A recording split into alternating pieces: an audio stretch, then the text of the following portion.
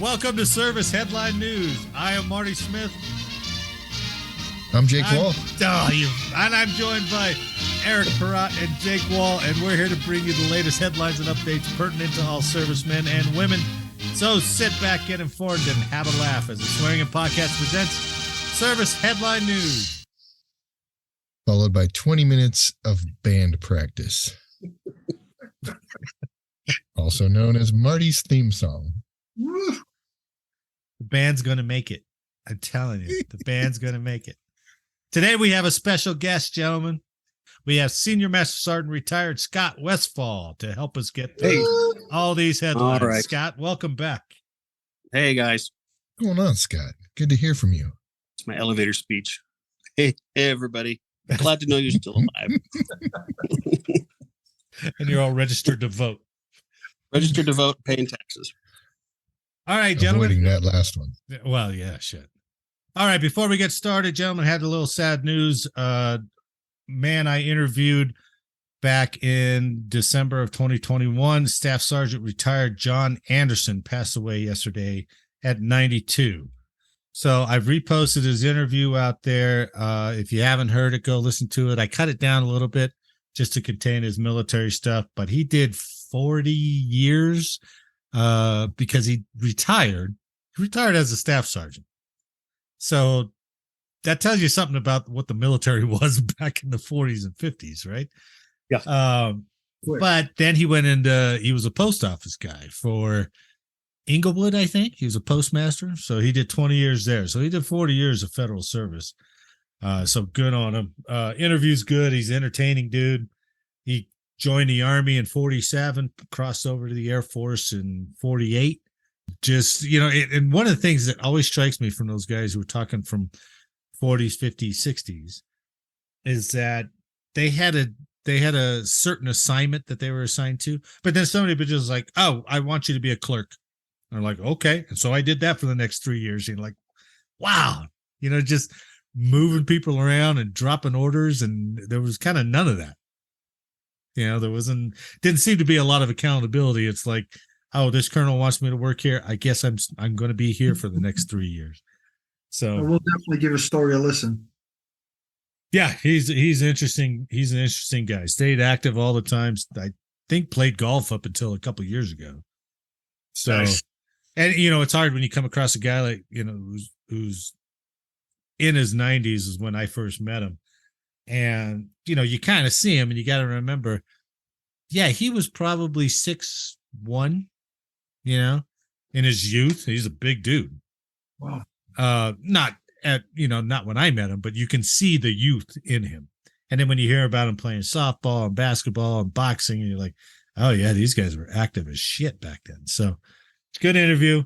John Anderson, you'll be missed. So R.I.P. Take it away, Eric. All right, guys. Well, in military history and today, I had a number of things that didn't quite fit the bill. So I reduced it down to one. And it's something close to all of us who have retired recently. And it was in January 12th of 1991, Congress votes to send troops to expel Iraq from Kuwait. And off begins the big operation. What was the name of our operation? It was Desert Shield, and then it was Desert Storm. Desert Shield. You are correct. And it's funny because it started out back in the day, if you guys will recall, the United States had actually backed Saddam Hussein in their war with Iran. Right. So it goes to the old adage of my friend who's my enemy is my friend again. But by the time he was not our friend again. No, and he did not. That's true. That's correct. But you know what I was saying. Yeah, he was now he's not. We backed him until 1988 when the war with Iran ended. And then they went and got stupid, invaded Kuwait. And that's when we said, no, that's not going to happen. So off we went, and Desert Shield kicked in. So a big day for all of us back then, because I don't think many of us had been in any type of live combat environment until then. Well, no, and I still never went. I remember because we were like one of the lowest divisions in the United States, being down at Fort Polk with the 5th Infantry Division. So Right. while everybody and their dog went over there, it was us and one other division that did not go over there. And we're like, we're ready. You know, we're going to be follow on. We're getting all that. I remember being in the club when the air war kicked off. It's Yep. like, yes. And we painted the vehicles, you know, and I remember I had a code with my dad. I was like, if I tell you this on the phone, I'm going. Right. And so we're all ready and they're like, oh, first strike. Look at that. You know, when the MLRS kicked off and all that. And I was like, God damn, this is exciting. I can't wait to go. And then 4 days later was over. God damn it. Which service mobilized the most troops? Percentage wise or just number wise? Number wise. Had to be the Army, right? It was, Yeah. A lot of people mistakenly thought it was the Marines, but it was the Army. The Army mobilized the most troops. Yeah. When we went over there to do Southern Watch in 98, we went downtown. Well, first of all, we had to walk still, and there was piles of burnt AK-47s between all the hangars. And then really? we went downtown, and an older gentleman, an older Kuwaiti, was really excited about showing us one of the old buildings that they had it's basically kind of like an Alamo style situation. And he was showing us the bullet holes and showing us what was going on. And he was pointing to where he was at. And he was just like super thankful still. I mean, it wasn't that far off, but yeah, that guy, I still remember that guy. And he was just, thank you. Yeah, that's cool. And then he invited us over for dinner, and we were like, yeah, we can't do that. Sorry, man. No. But appreciate it. I can't remember where they had it set up, but they had a museum to that thing where they brought a lot of stuff back, you know, Iraqi uniforms and weapons, and they kind of built bunkers and stuff. And I think one of the things I heard from people who were over there is how kind of small the Iraqis were. You know, small in stature. Yeah. And you're like, whoa, geez, these guys are severely undernourished, or we're overnourished, probably both. So, yeah, it shows up in their jumping jacks. I love that video. Why Iraq is taking so long? That is the best video. Oh man. 17 January is when Desert Storm kicked off. So Desert Shield came to an end, and 17 January is when they went. So I worked with a guy that was in an aircraft, the first aircraft that flew in there. He's an F-15 driver, works with me upstairs. Wow. So we tell stories. We've talked about this before, you know, we tell stories. Oh yeah, I did some stupid weeb shit that I do. And then, you know, someone else will say, oh, I drove a tank. And someone else, you know, I was in a helicopter. And then, you know, the other guy comes in and sits down. He's like, yeah. So one time I was inverted in my F-15 over Iraq. We're like, okay, but just shuts up. You win this round. Like everybody's telling stories, and he walks in. Oh, well, party's over.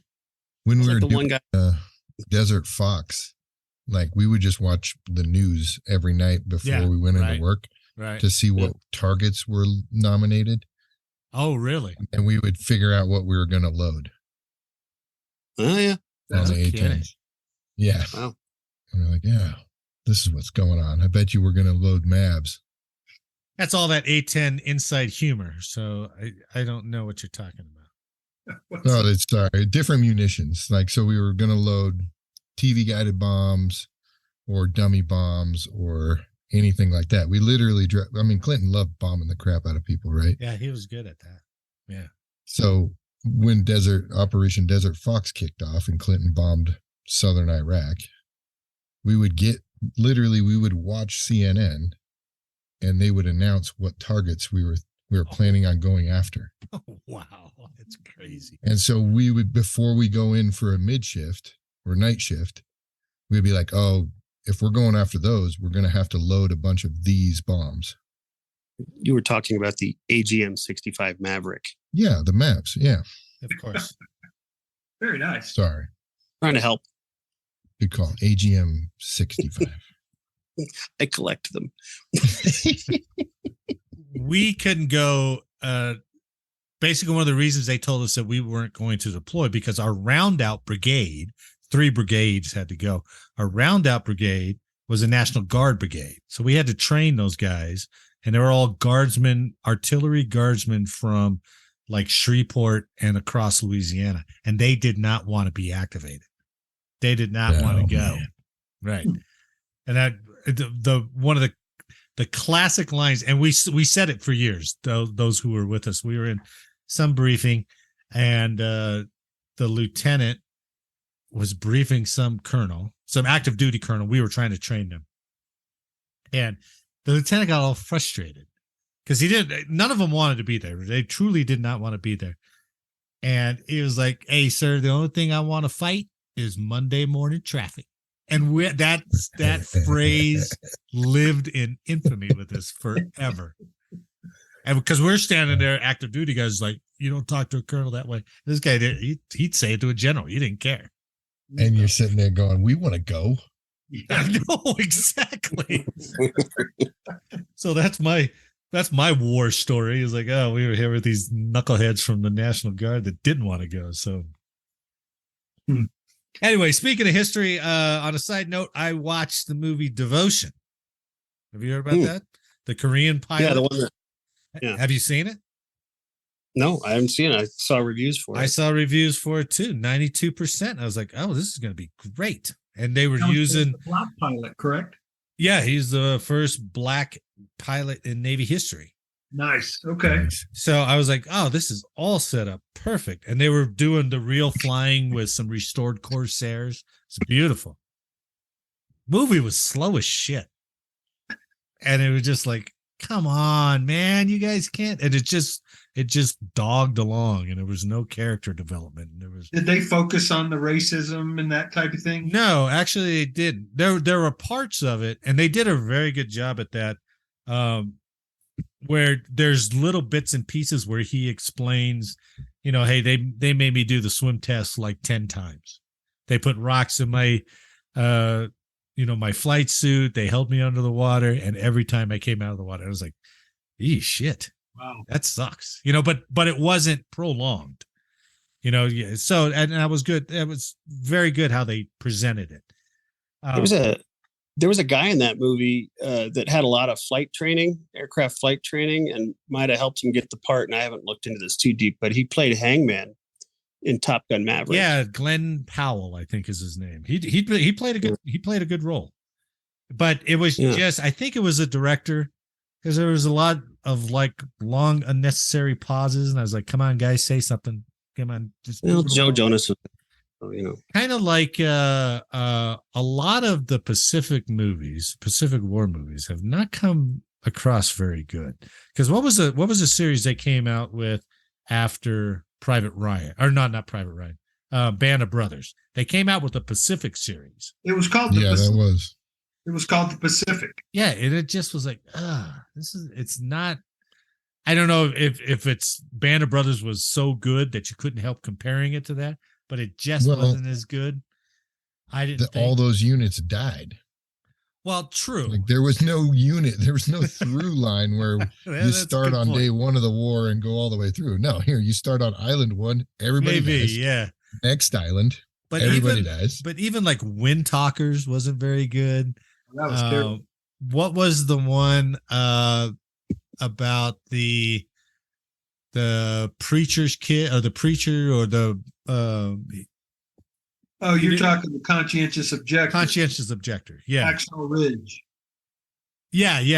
And I was like, that seemed like it could have been done better. I like that one though. It's a good movie, but it was like, you could have. It was no act of valor. Let's be honest. Well, that's a gold standard, baby. Don't talk during act of valor. He's watching you. He's watching you through the video. Speaking authoritatively. Jake, you got some. Okay, it looks like all our stories are going to be all Air Force. So whoever's listening, hang in there because we're going to praise them and then we're going to make fun of them. So you got some tech news for us, Jake? Yeah. So once again, the Air Force is trying to find new ways of using their current equipment, right? We've gone over the C-130s and all that, delivering the stuff cruise to the missiles, war yeah. zone. Yeah. We talked about the bombers taking their own equipment over to war the zones, trying to B-52s get. as trash haulers.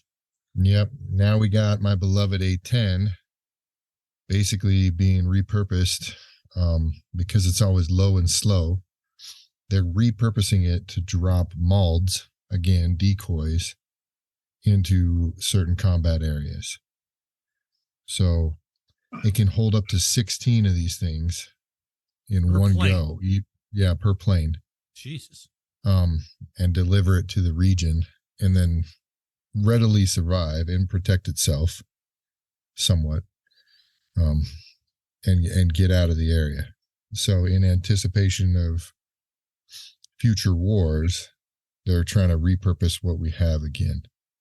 So it's kind of cool. There was a big long interview from one of the pilots from the 75th Fighter Squadron at Moody, which Moody had A-10s. They moved them to Eielson, Alaska, which is where I was. And we worked on them, and then they shut down the A-10s in Alaska and moved them back to Moody.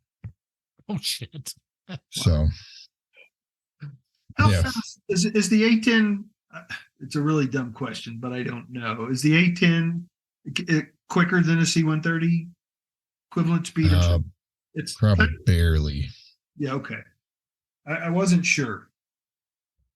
I mean, it's probably more nimble. Yeah. Right, but not. I don't think it's any faster.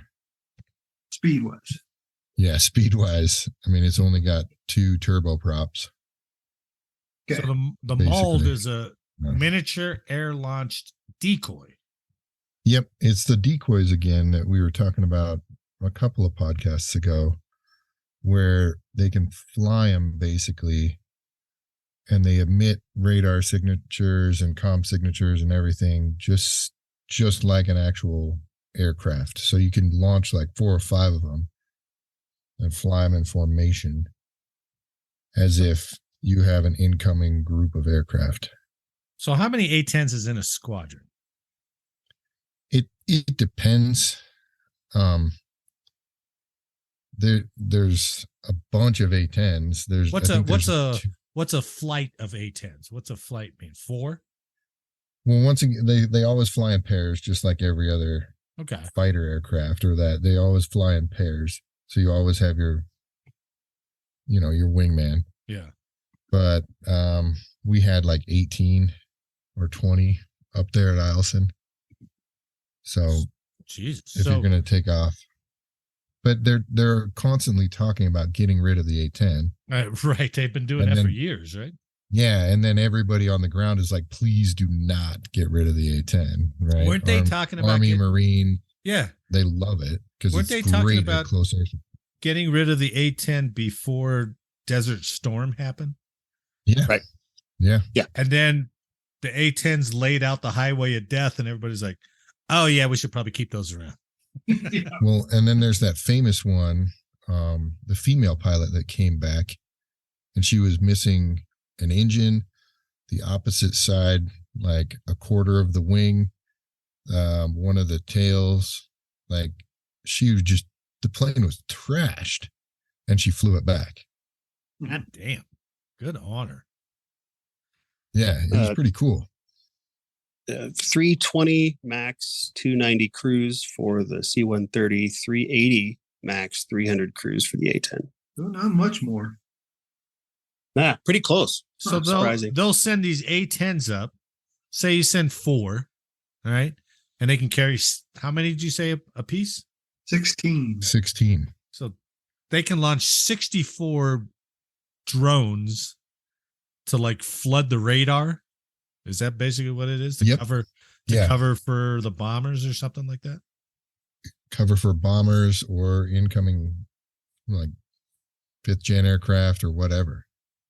Holy shit. Or they can do it as a feint, right? Yeah, yeah. Oh yeah, launch them in one spot and make all the attention turn over there. Yeah. Yep. That's pretty creative. Hey, Marty. In Desert Storm though, there's a news article that they destroyed over 23 tanks in one day. Jesus. And the crazy part is like, so we were loading, there's multiple different rounds you can load in that GAU-8, the gun. Yeah. And we were loading depleted uranium ones. Right. So the messed up part when you're a tank person about that is that it doesn't mushroom, like when the round hits, it doesn't mushroom out. It peels outside layers off. Oh, so it gets sharper. Oh, really? Yeah, and it's disturbing because it goes through at such velocity that it creates a vacuum. Oh, yeah. Within the cavity of the tank. Yeah. So it'll do a through and through on tanks depending on what it hits. God bless. Why aren't we sending those to Ukraine? Yeah, right. Yeah. You're sending Bradleys. They're like, great. We don't want Russia to actually do an air attack. Yeah, that's true. As soon as those guys would go up, they'd be like, call in the 31s. Yep. They're like, oh, okay, that's it. You win. Hey guys, just FYI, squadron 12 to 24 aircraft divided into 3 flights, 3 to 4 airplanes. Okay. All right. One last thing on that. When you were loading for that GAU, yeah, was there anything that you had to? Did you have to wear special equipment or anything? I know that's a dumb, naive question. But. No, just ear protection and gloves.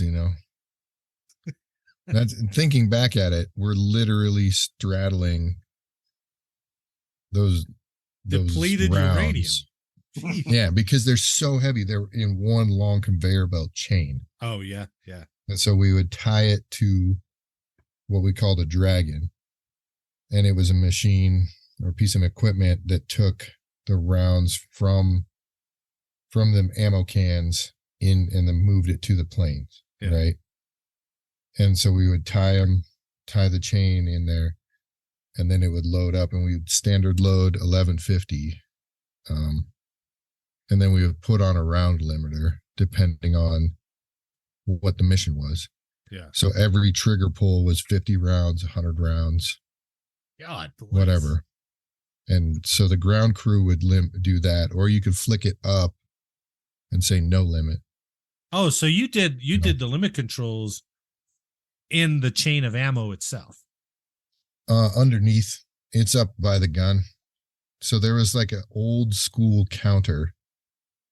Like, you know how those ones where you're at the fair or something and you just push the button, you're like, click 1, click 2, and it rotates, and it's like a black background and it's white numbers. Right. It's literally that. There's nothing digital. There's anything special about it. You either turn it on no limit, or you rotate the dial to say 100 rounds. Oh, and then every time it would go, it would cycle 100 rounds and then back up a couple rounds. Oh, so it wasn't necessarily clear the chamber. It wasn't necessarily on the pilot's trigger control. It was already predetermined. Yep. Yeah, it was predetermined. Like everything, all the fusing, everything like that was already predetermined on the ground. Was there a time standard? Like if they were, what is it called when they land, you got to reload them and they got to go again. Is there a term for that? We did do that sometimes. It was called hot pits, where we would have like one side, the plane would come in, turn off. We would reload depending on what kind of munitions, but we would load the gun and load up any kind of bombs or anything. And then it would rotate around and get fuel, and then it would take back off. Did you have a time standard for your reload? Yeah. Yeah.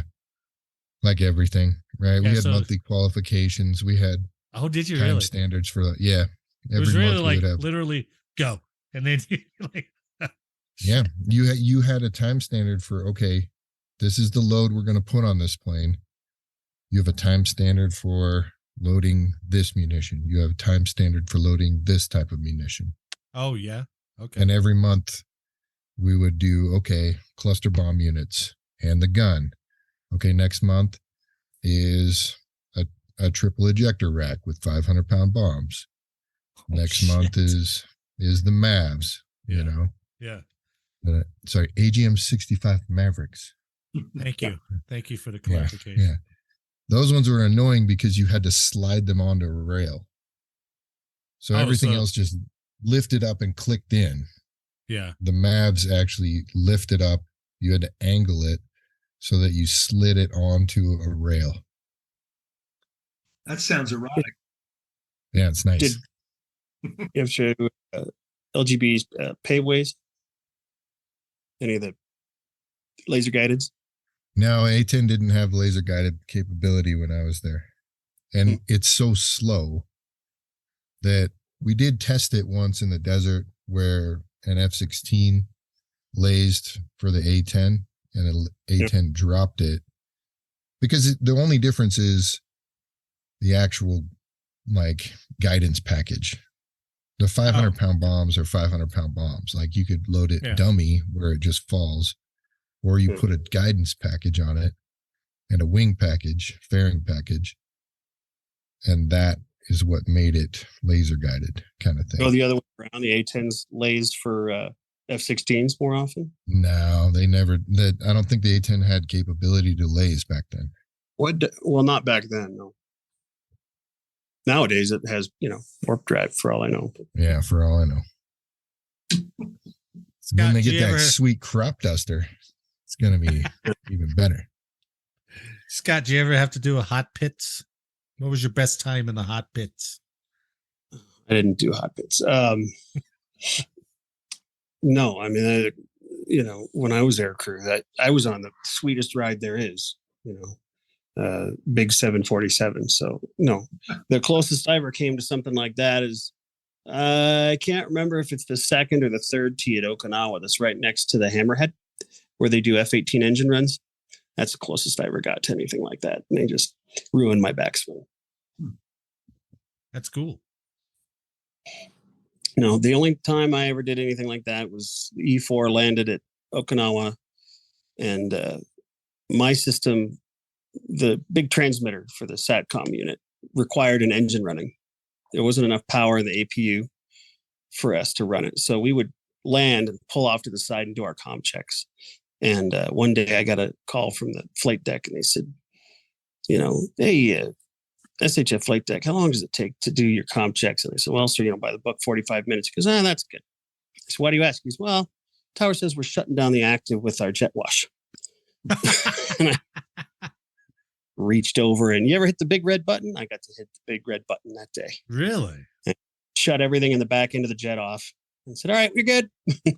That's the closest I ever came to like a hot pit or any sort of, like wartime action.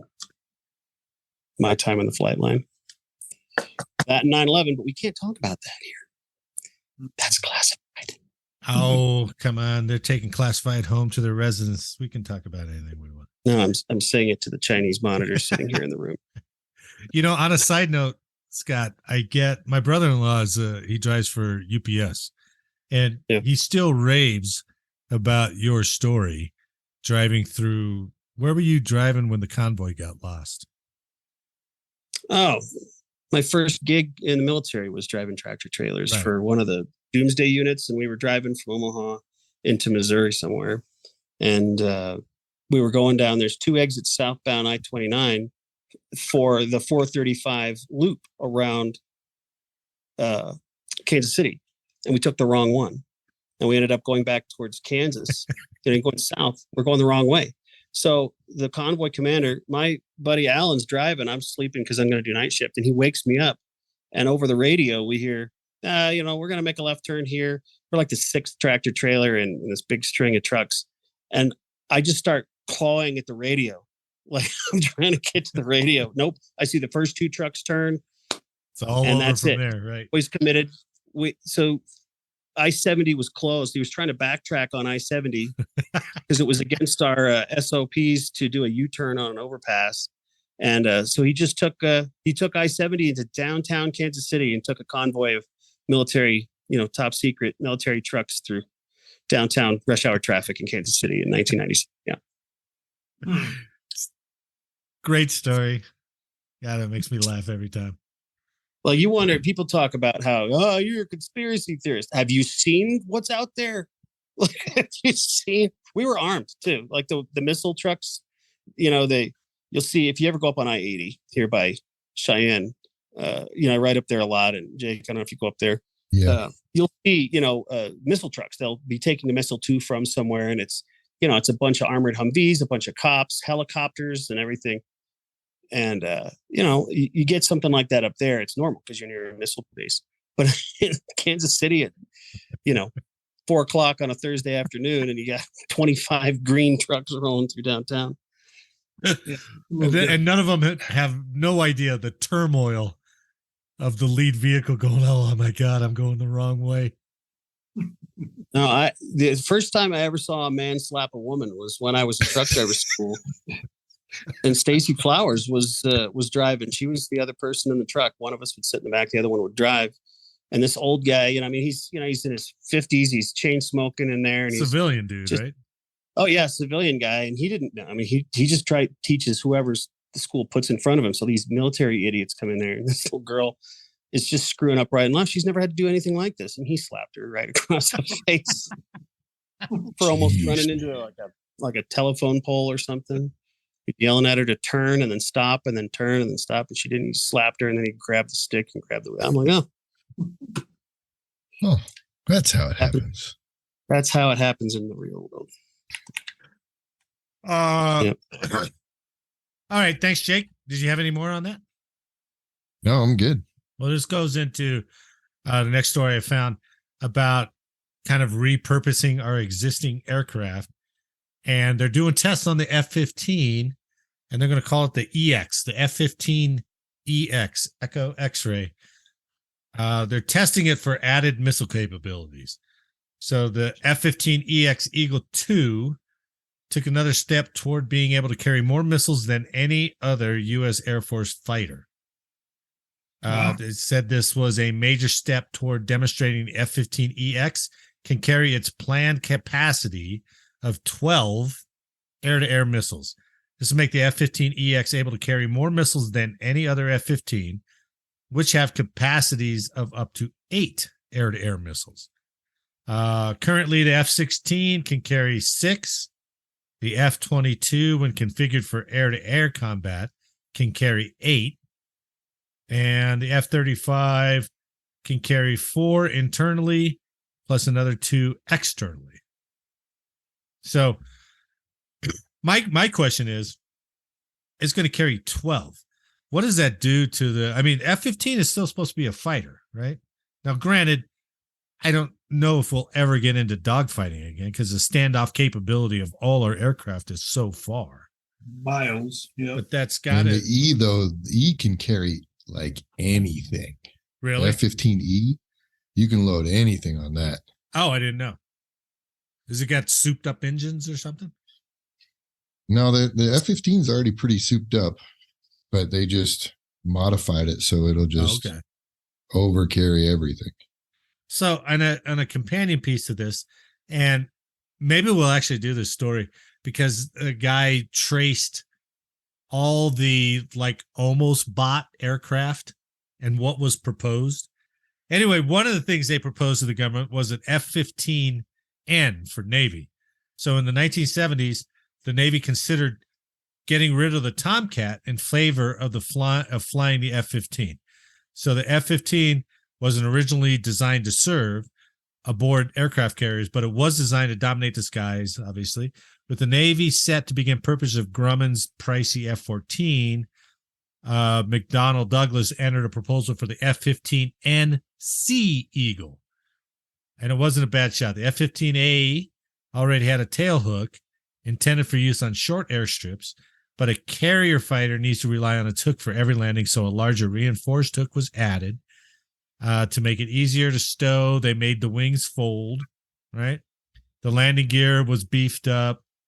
With all those changes incorporated, the F-15 only gained 3,000 pounds, which combined with better maneuverability, a higher top speed, and a much lower price, all made this new Sea Eagle sound like a pretty good deal.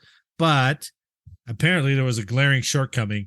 It couldn't carry, back then, America's latest and greatest air-to-air missile, the AIM-54 Phoenix. Which is interesting that now they're fitting it for 12 missiles, but back then it couldn't carry that big, heavy one that the F-14 carried, and so they didn't go with it. They went with the F-14 instead. The pilot I work with says that as the administrations change and the kind of flip-flop between versus what it should be, he says it's basically aerodynamic Jenga. They're just trying to see what they can get out of it while they still got it, and they use the cost savings as the bottom line. You mean the F-15 or any aircraft? F-15. Oh, okay. It would be interesting to see. I mean, I know the F-15 has been around for Jesus now. Well, it has the most stable production line of all the jets. Is that it? Really? I mean, the F-16 has been around a long time. A lot of people around the world buy it, but that's a pretty old production line, and it's almost gone. And F-15, they don't produce them, but the supply chain and the production line for all that stuff is still around, and it's the only one that's not super expensive, like the 22-35 and stuff like that. Right. Okay. So our last story of the day, have fun with this one. The Air Force is changing the way it measures body fat for airmen and guardians, which is funny that they throw the Space Force Guardians under an Air Force article. But this article's from taskandpurpose.com on January 10th. So airmen and guardians will soon participate in an annual waist to height ratio test meant to assess whether their level of abdominal fat puts them at risk for certain health conditions. The waist to height ratio is the heart of the new body composition program, the replacement for the abdominal circumference measurement, also known as the tape test, which I think it wasn't just the Air Force. I think it was across all forces was the tape test, right? Yeah. It was belly and neck, right? Yep. So the waist to height ratio is calculated by dividing waist circumference by height. Okay. The waist is defined as, quote, the midpoint between the lowest rib and the top of the hip bone. Because I think the tape test was the top of the hip bone, right? Right. So now it's the same. Tape test is right. You find the top of the hip bone and you go right above it. Okay. So like a finger or something like that, right? Yeah. Yeah. You run right. It's the place where there's no actual bone structure at, right? Well, this is even more core. This is even more nebulous. So the midpoint between the lowest rib and the top of the hip bone. So, and it says, which is normally the narrowest portion of the abdomen. The tests will be held every year around their birth month for airmen, and every year around their birth quarter for guardians. A birth quarter. That just struck me as like, the Space Force that inept that it takes 3 months to get that thing done. But evidently. So I don't know. I guess for guys that would help you out, because they were saying that this will actually be a little more lenient in the long run than the top of the hip bone, basically. Women's got to be acing this thing, I would imagine, right? Because aren't they? Most of their stuff is down their hips.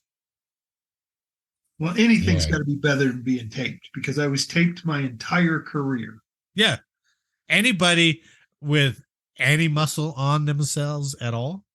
Yeah. You know, it was all neck. It was height and neck. And I didn't have any height, so I had to have a big neck. So you were going to the gym just to work out neck and shoulders.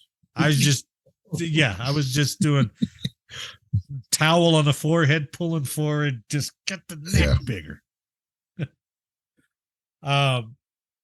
let's see. Airmen and Guardians who score a ratio of less than 0.55 meet the standard of low to moderate risk for related health issues, while Airmen and Guardians who score a ratio of more than 0.55 will not meet the standard and will be considered high risk for related health issues. Well, there's an epiphany. If you've got a fat butt, you're going to have ailments. Well, yeah, but it's not. They're gonna focus on that number, right? They don't care if you're healthy or not healthy. They're like, 0.55, that's the number. You're above 0.55, so you're going to die of diabetes. Right. Airmen and Guardians who do not meet the standard will not be immediately kicked out of the military. Instead, they will be enrolled into an informal, self-directed 12-month body composition improvement program and referred to a medical treatment facility for evaluation and assessment for other risk factors. Huh. I don't know. It sounds bad. Friendly military we have now. It sounds like they just increased the number of positions that the fitness center needs to have. It's still not that great. Like as far as I'm looking at a quick chart. Oh, you got a chart of it? Well, I'm looking for the 0.55 BMI kind of thing. But right now or what it was basically 40 inches and you fail for men, no matter what your height is, no matter what. 40-inch belly? Yeah. That's a big belly. If you can't even get in a you're flight short, suit. I mean, if you're 6'2", okay, yeah. Right? That's not, I mean, my waist pants have been 36. They were 36 for a long time. Now they're creeping a little. Yeah, but what are you? Are you 6 foot? 6? I'm 6'2". Okay. So. But yeah, you're right though. A 40-inch belly is still a fortunately, good belly. most of the 40-inch bellies we saw were on guys 5'6" to 5'8". So. Yeah, exactly. Yeah, exactly. Okay, so Space Force Guardians will also, if they exceed the 0.55, they'll also be referred to Guardian Resilience Teams, which are made up of, quote, human performance subject matter experts. Yeah, tell me that's not a new GS position over at the fitness center, right? And these subject matter experts can provide Space Force members with a range of physical and mental health care. Mental? Where'd the mental part come from? I'm gonna pop.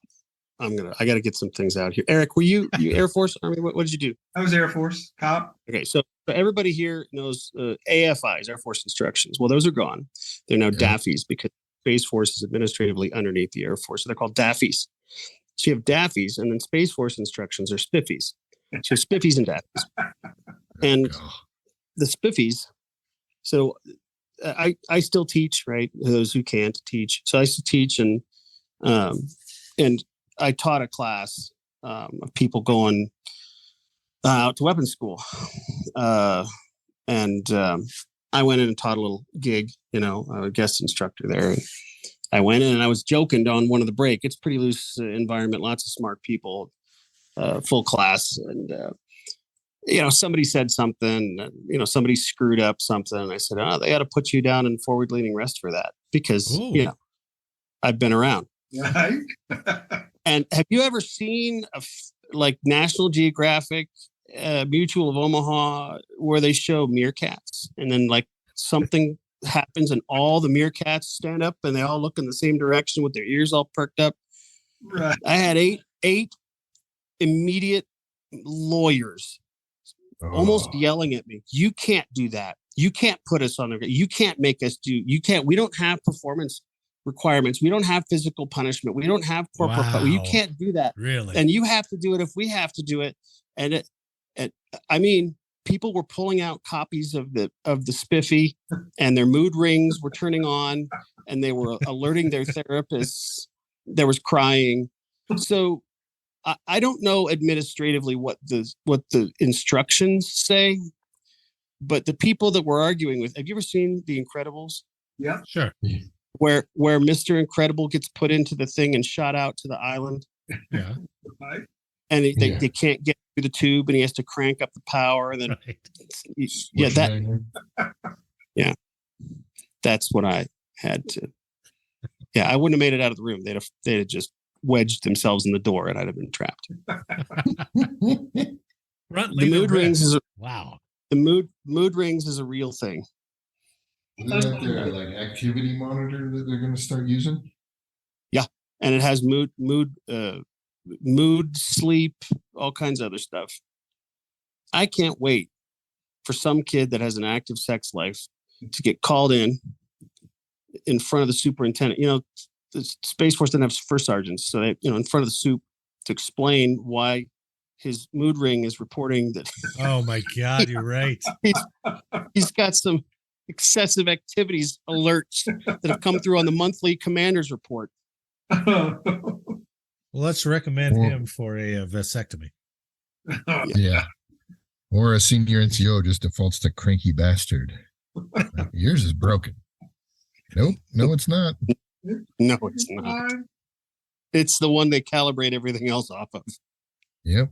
The new test is one of many new efforts that the Air Force and Space Force are pursuing to make physical health assessments more tailored to individual service members. Are they not tailored to individual service members now? What would you like to do today? I think I would just like to do the lay down and stretch. In 2021, the Air Force started rolling out a new fitness test that allows airmen to choose shuttle run sprints instead of a 1.5 mile run, hand release push-ups instead of regular push-ups. I don't know how that's a better choice than regular push-ups. Oh, that sounds horrible. Yeah. And cross leg reverse crunches or planks rather than sit-ups to show core strength. The Space Force may take fitness test reform a step further by ditching them entirely. Instead of an annual test, the branch hopes to teach, this is great, the branch hopes to teach Guardians how to take care of themselves through better diet, sleeping, and fitness education, while also monitoring the progress with wearable technology. Yeah, mood ring. There you go. I threw up in my mouth a little bit. I wait a minute. I got to clear. No, that's what they're pushing for, though. It's just there's no test. It's just an annual. How's your mood ring? Assess your physical activity as. Now, get rid of all our old stuff and what we went through to get to where we were, right? And look at it this way. I'm kind of torn. On one hand, it's easy to go, how weak are we going to make this? But on the other hand, I'm like, well, maybe. I mean, I give them credit. I think they fucked up their song, right? The Space Force fucked up their song. However, they may be just like, fuck it, we're a new force. Let's do it this way. And we're like, no, we can do whatever we want. Yeah, we can do whatever we want. We're the Space Force, goddammit. And you know, that's a recruiting tool. Sure. And a retention it also tool. sounds like that Special Forces TV program now. Special Forces celebrities. Oh, you mean that where they have the celebrities going through the test? Doing the selection. It's Special Forces selection. Celebrities. 4 have already quit. Like, well, I do the Space Force selection course. And they're like, hey, slow down. We don't run in the Space Force.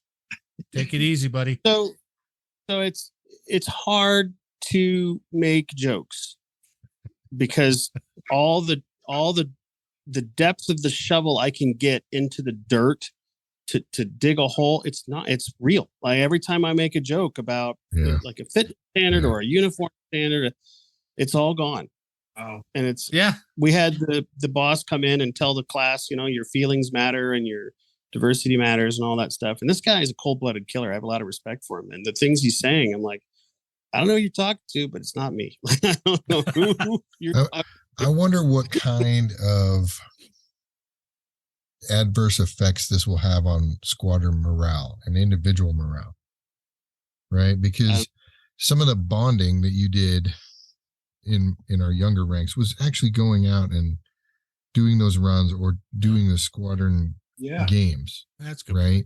That's Yeah. a good point. It was all forced, ultimate frisbee or tag Yeah, sure. football or something like that. But it was all Suffering together. activities you did together. Yeah. But You were all doing circuit training, but those things, they know they have an effect on morale. So things like that, things like standards, they'll find that Yeah. a lot of studies will find that if you clearly state the standards and hold people to the standards, then actually morale will go up within that unit. If you Sure. have hard standards, right? Look at the tightest groups that we have out Yeah. there, have some of the most strict standards that Marines, we have, Rangers, right? Yeah, all those guys. It's the elite groups, but they're held to a high standard. If you have no standards and you have no team activities and you just go to work and go home and be fat or be out of shape or whatever you're going to do, you could be fit as heck, but you don't do anything with anyone around you, I think they're going to have a significant drop in morale and team cohesion. I'm gonna go devil's advocate. Okay. Yeah. Now, imagine in a few years when the whether they allow cross training or not, I don't know. But imagine it's just all people who started in Space Force, they're space babies, right? Yep. So the whole force is that way. And you know how adverse we are when we were in space, when they come out and they call you warriors, right? It was like, come on, I'm not a warrior. This is no weapon system. This is, you don't have to pump me up that way. Well, maybe I'm they have deployed in place. Right, deployed in place. I'm flying sorties by doing a satellite pass. You don't have to throw those things to me. I'm in. All right, you got me. Bronze star. But now you have maybe you have a whole force that is like, we don't need to be warriors. We don't need to fake it anymore. Let's just call it what we are. We are the chair force. We just fly satellites. We're very good at it. There's a lot of mental stuff that goes into flying a satellite, but there's no requirement for me to run, to push us. And so maybe they're going towards this whole just soft force, and they're just embracing it. They're like, fuck it. That's what we are. And in a way, I kind of respect that, actually. But I highly doubt it, because everybody is still talking about the tip of the spear. We're warriors too. We're freaking this. Right. Don't, because I was hanging.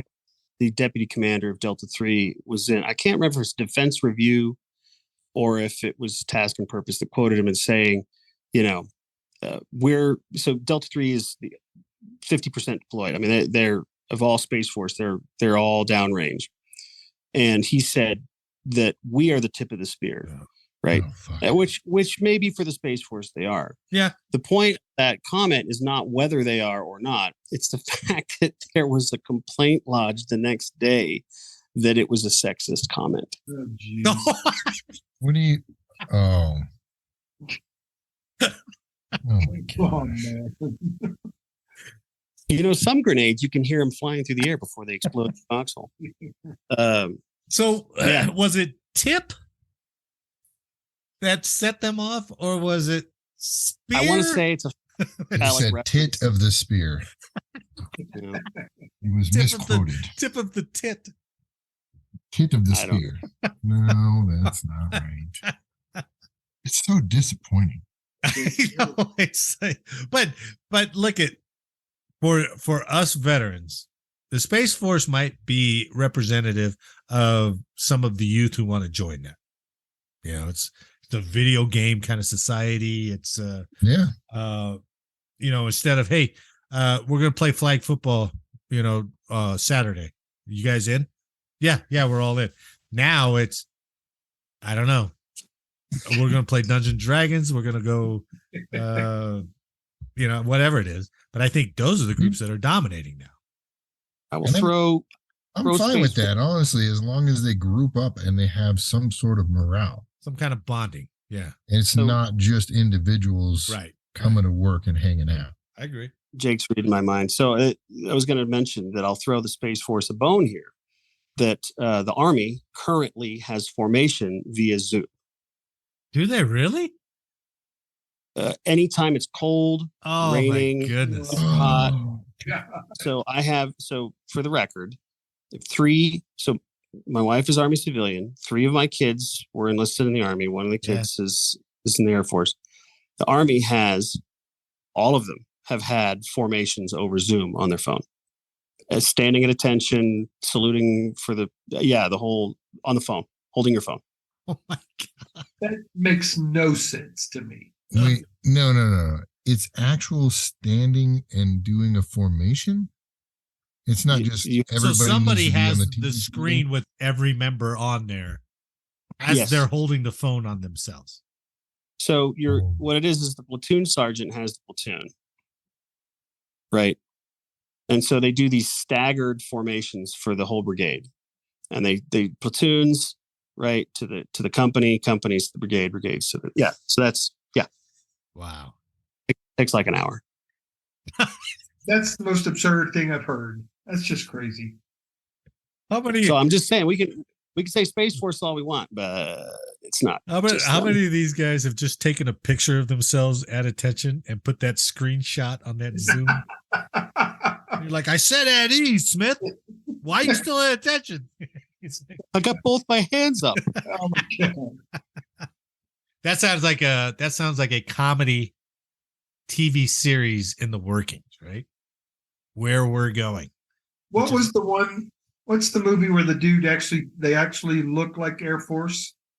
The guy from The Office. That's Space Force. Yeah. Oh yeah. I mean, John Malkovich. it's just come to fruition. It's actual now.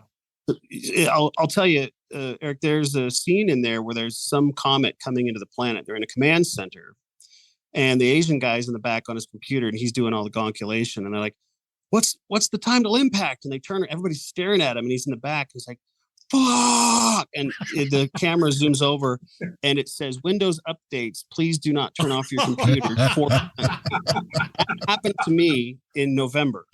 I was teaching a class for the Com Space 4, the Commander Space, and I was just about to start, and the computer went, updates, please, Windows update, please do not, for 40 minutes. Oh, Wow. I had a British 06, U.S. Navy 06, 2 lieutenant colonels, a major, and a chief in there. Holy for shit. 40 minutes. We just bullshitted. I went and got sodas, and we just sat around because there was nothing to do. little update. Not good. Nothing can stop the U.S. Air Force except your periodic update from Microsoft. So when I saw that, Eric, what you were saying about it coming to fruition, it did. It happened. Yeah. This whole episode has been that. And these guys have that, or these people in charge have the impetus of, we got to retain people. We got to recruit people. So what do we do that appeals, And, well, my last gig was at headquarters working the manpower working group for Space Force. Because I was at headquarters when we turned over from AF Space Air Force to Space Force. And, it's the big problem was personnel, all these new capabilities, all these new things. And there was just no people. And so we were dealing with that. And that working group was almost every day for 6 months. And a lot of that, in the middle of, actually I guess, are we on the tail end of COVID? But talking to the deputy S1 for the Air Force, she said, yeah, the biggest problem we have is not technology. It's not money. It's not, cybersecurity. It's not nukes. It's getting people to sign up in a volunteer. Human factor, Yeah. They said that is the number one problem. Now there's things that pop up, hotspots every day. They get briefed, national security stuff. But the one thing that has not gone away in 5 years and gets worse every day is that there's just not enough people coming in for forecast. We've talked about that many, many times. Many times. Yeah. And all the things that these guys just seemed like scrambling. I mean, like the Army had a story about where they're talking about giving a ribbon out for referring in basic for like referring people to join up. They're going to give you a ribbon. True story. And I was like, how do you think that? You think that's really going to motivate anybody? It gives you. You really think you're Look over your shoulder, buddy. They're coming. Come on back. I guess Stop it gives walking. you some promotion points, but oh my God. You know, Jake, you still working Remember out? the buddy system? Yeah. You could enlist with a friend, Straight. right. and they guaranteed you at least that you were going to be in the same basic training flight. Right. Yep. So yeah, that's still going strong. Yeah. Eric, you still working out? Do I still work out? Yeah. I do. Yeah, you better. They're coming for you. You're going back. Dude, Back so we were talking about the disability rating and how disabled you are, and if you're 100%. Like, one of my friend's kids made a joke. He just got his rating, and they're like, "You're 90% disabled," and his daughter, who is a delightful smartass, was like, "You mean to tell me you are literally 10% away from being Stephen Hawking?" Physically. Damn. And I was like, "Gosh, dang it, that's a good one." That That's is right really on. good. How old is she? But I'm like, oh, she was 20. That's she's in brilliant. college right now. Oh, that's Yeah. brilliant. Yeah, it was delightful. Wait till I use that at work. There's a couple of hit with it. She's like, "Really? Give me a break." But it's like, you're 90%, like 100%. I bet you they'll start looking at that to re-enlist people. Yeah, so you're not eligible. I've been talking to my son about it. He wants to go back and talk about disability ratings, and I said, there's that you can actually apply to have a board, review it and go back if you want to go back in. But I think what they're going to do is take the easy way out and just say, "Nah, we're going to raise the ceiling to 200%. And if you're less than 170%, you're coming back." They would have to actually do the math like they normally, like real math. Yeah. Not VA math. You, Right. after your first tour, now make more than a 30-year vet because you're 200% disabled. Yeah, I mean, they're going to exactly. pay you O3E, but the alternative is going to be handcuffs. Okay, so let's bring that all into the story about where the Space Force is thinking about not having a fit test. Just kind of how you feel and what your Apple Watch tells you. That's the default. How many of those fat bastards are going to get out at 200% disabled? Like, what happened to you? You were 160 pounds when you came in the Space Force. Your VA officer said, "Well, technically you're 100%, but God damn, look at you. I'm not going to cut it." You gained all that weight in the Space Force? And diabetes and gout? Jesus, you're got with the beaties. You get the gout at your second reenlistment. Congrats. Got the gout ribbon. Well, Space Force diabetes device. The Space Force docs are going to have a much easier With time device because they won't have to write any profiles. Profile for what? Yeah. No, they've delegated that down. You know how they're sending enlisted folks to weapons school? They're going to have technicians make all the doctor calls now. They're just going to be like, "Well, let me see what it says on WebMD. Oh, right here it says you need a splint. Oh no, not a splint. You need a titanium splint drilled into your bone." Oh, that's a stint. When he whips out his Leatherman and puts on his gloves. Maybe they'll develop the magic 8-ball for your ailment. Do you think they still do need DNIC or DNIF? Oh, duties not include crew? Yeah. Did you know mood is now a valid reason not to go? So when I was teaching classes over at the compound over there, we had a girl. It was the first girl that ever failed my little 2-week class test. You right? Sexist bastard. Right. I know. So, and she didn't fail it like she missed too many questions. It looked like she took the paper in one hand and a pen in the other and got pushed down a flight of stairs. So it was bad. And so we took her in the other room and talked to her and like, is there something going on? And she was bawling. She was obviously having a horrible day. I don't know why. It doesn't matter. And so I I don't know, a month or two later, we were, talking to her, I guess her supervisor, and like, yeah, she's just having a bad day, emotions and all that kind of stuff. And so they waived her from MQT, from all of MQT. They gave her a waiver from mission qualification training for her weapon system, if you want to call it that. Right? Wow. And so to compare that for for Army personnel, right? That's saying if you were certified on a certain munition and you went to training for that munition and that weapons system, whatever, right? And you're like, I'm having a really crappy week. And they're like, okay, you can still do this though. You can still shoot this. Now I need to go home and have a shot of my tequila. Right. What, Eric? Sorry. I said, I just want to go home and have a shot of my tequila. I can't launch. Yeah. Well, that's the thing. She still had to sit crew, right? Yeah. She still sat crew. So she still accomplished the job, but she didn't go through mission qualification training. In fact, she became an instructor because she felt bad.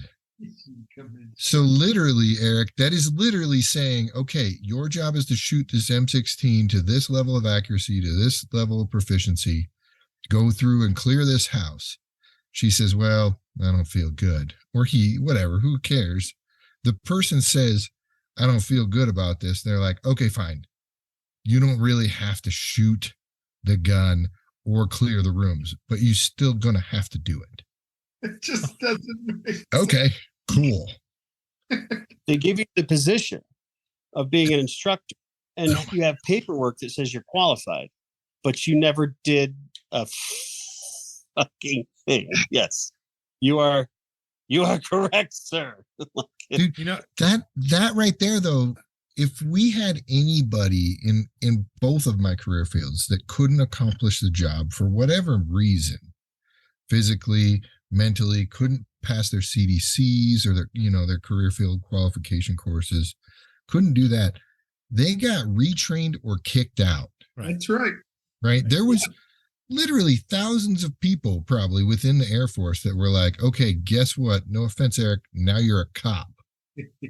and now you're not a good cop. You're just sitting in this truck in the middle of fucking Alaska in negative 40 degrees watching this red line. All your refugees, man. Thanks. Appreciate that. So you're going to like this, Eric. Well, it's either that or services, like hand out towels in the gym. And I mean, I'm not crapping on those guys. Those are all valid jobs. But they knew that was the consequence. They also knew that was a consequence, right? Of not qualifying. Yeah. Right. So they knew that. So they would take that energy to avoid that consequence.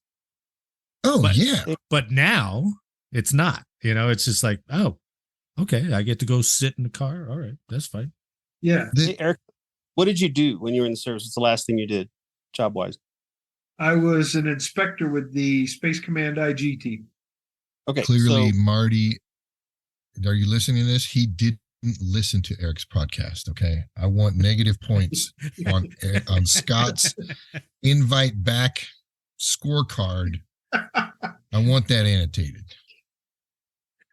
So, right. But, all right. So, Inspector General's you're going to get this. This is going to go, doesn't matter what you did. You get it, right? Rules, regs, compliance, all that. Yep. I am developing a training program for the Space Force and for the space operators. And I said, all right, well, that's cool. What are the sum total of the things that the government thinks that a space operator can do or is supposed to do, right? In the old days, that was called the Career Field Education Training Plan, CFETP. And it's federal law, categories of labor, has to be described, all the things that if I need a person to do something, here's the thing that says what they're supposed to be able to do. And it drives and informs training activities on the things they're supposed to, fund and accomplish and all that. And I asked for one from the Space Force formally. And formally, they said, we don't have one. And I said, well, you guys are new, just let me know. No, we're not developing one. We have no plans to do that ever. Ever. Perfect. That's That's what she said. She said ever. I But said so. what- oh, God. I said so. What is it that? How do you know what the difference between? And I said it. I said between a cop and a space operator. She goes, "Well, that's stupid. A cop, security and does the gate guards, and uses weapons, and space operators operate space systems." I said, "Oh, if you could just write that on a napkin and give it to me, it'll be." And she's like, you almost got me. Almost made me a standard that would be enforceable. Yeah, there's none. 0. Nobody wants that. I actually got it in writing to the contrary. They said, officially, there is no standard. There will not be a standard. We're going to do something called competency bins. Bins? Competency bins. Bins of competencies. Competency? Bins? B-I-N-S? Bins? Correct. Yes. Holy shit. On that note, I think we'll bring this episode to a close. So on behalf of all of us here, I'd like to thank you for listening today. Please like, share, and subscribe, and let us know how we did in the comments. And as always, make sure to download the next episode for more service headline news. We still got to get that all together. That would be wonderful. Hey, Jake. Yeah, man. How familiar are you with the systems, electrical or avionics on a A-10? Not very. Most aircraft have something called a squat switch, where it'll disable certain functions. There's a switch on the gear, usually on the nose gear, Yeah. and Yep. it turns things off. Marty has a squat switch for this conversation. He knows when we've hit the bottom, it goes bing, and it just shuts him off. He's like, I got to get to the outro. I got to get to the outro. If I count Get out of here. if I count to 4 in the dead air, then it's like, well, let's go. I think we should actually call it the squat switch. He's still going to blame us. He's the one that said jerking off, That is true. but he's going to blame us for that. Thanks for sitting in with us, Scott. And gentlemen, I'll see you next week. Good talking to you, Scott. Have me out. Enjoy it. Thanks, All guys. right, Marty. We'll catch you guys later. Have a good one, guys. Thanks, guys.